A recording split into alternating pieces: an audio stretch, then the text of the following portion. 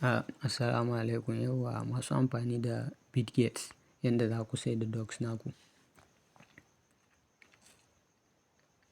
Yauwa da farko misali kana shigowa cikin Bitget naka za ka tafi direct kan trade sports. Yauwa kamar yadda kuka sani abun duka ba wahala, kamar duk iri ɗaya ne ma.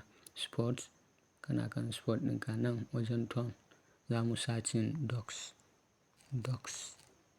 Ga docs ɗinmu ya fito amma ba a fara wannan ba.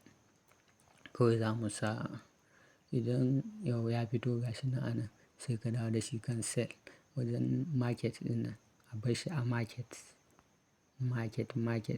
dukkansu kowanne da Bybit da Bitget da OKX da waye then sai wajen percentage sai ku ƙure shi.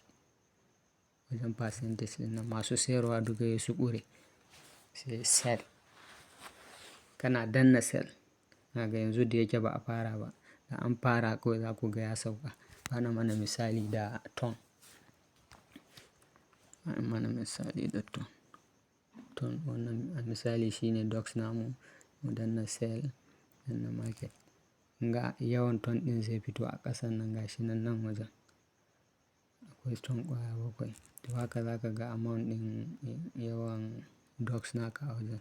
Kana danna sell duka za su zai zama gashi nan successful. Ka sayar kenan.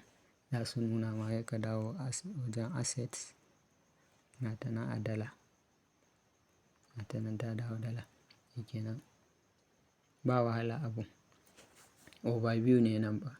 Da aka dawo kan sport ma za ka gan shi da yake sport trade muke yi.